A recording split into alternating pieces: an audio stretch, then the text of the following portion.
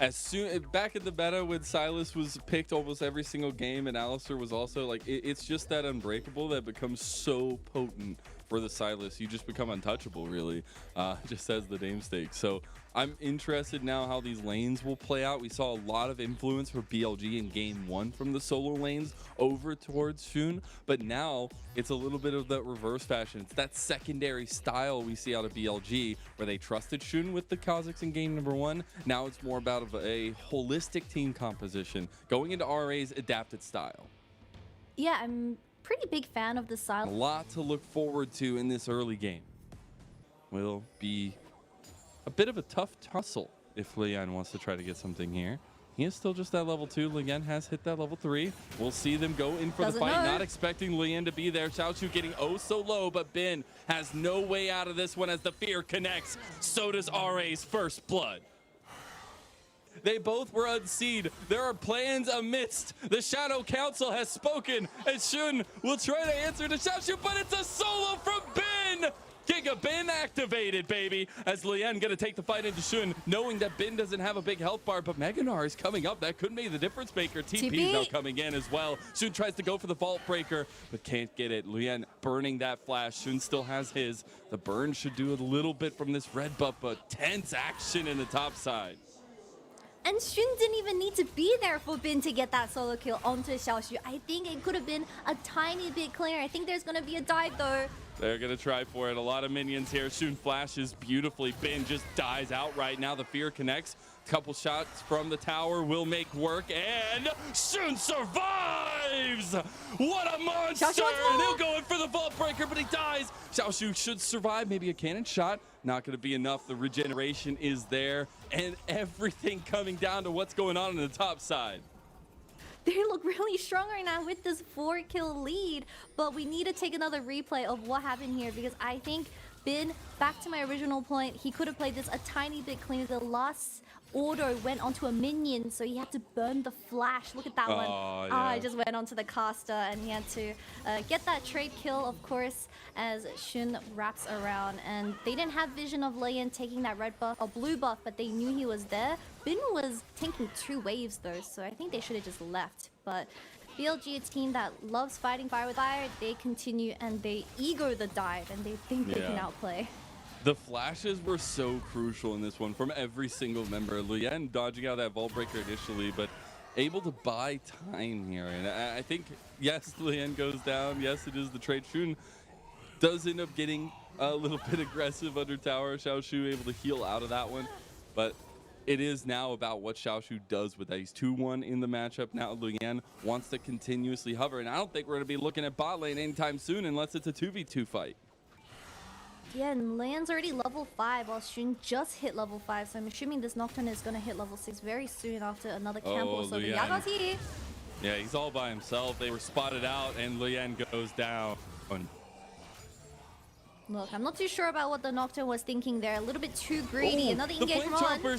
They got a lot of shots. Elk is spun up here and Assume needs to try to get the blade caller. He gets a lot of damage down and Assume it's a trade of the ADCs and we turn into supportal combat. My goodness, both these guys are trying to light a fire and now Feather gets the engage on. Strive has shown up, making something out of nothing, and On should get locked down, CC'd and taken out by Strive. Bit of a trade from Xiaoshu in this top lane, but we already see how prominent this Silas is when you are giving him a lead. Shun does have the Rift Herald for this as well, but Bin's so low. Oh my god. There's the paranoia down. I don't know if they commit to this. They're just going to go for it. The Meganar ulti spell shielded from Lian. Big combo coming through in the top side. And that's 2 waves gone for the side of BLG Bin, but they're going to look for more. It's the cease and desist here on the Xiaoshu. Yagao has shown up. The Scout of the Week goes wide. Mega Death Rocket goes wide. Everything does not connect for BLG. Exactly that, as we have Shun parting towards this top side with the ultimate available. Cease and desist comes through. You got the cease and desist taken away as well, but won't even get a chance to use it from Xiaoshu. Another kill goes over to BLG and topside. But you already see RA setting up that vision perfectly, where it's going to be really hard for Bin to even walk up to his own lane. Oh, we got the engage here on the bit. So we're again near Mega Narbar. And again, gets his kill. And that's a big pick off in the side lane for RA. The paranoia not available. There's a TP coming in for both sides. See who can make first blood here. The grand entrance was actually huge. And it actually looks like On goes down first. So assume able to get one. Pop Blossom onto 3 members from RA. They're able to wipe the floor with BLG. Ever prevalent in the meta is oh so strong. Strive looking real good on the champion. We get that 3-man backline knock up, and now Ben overextended again, but he actually gets one back on a feather. And now you actually got Shun coming in. Big flash trying to get the blade collar. Doesn't kill Ben, but it will be assumed. No, it goes down 650 over to BLG, and On saves the day from the rest of the fight. Here comes Yakao.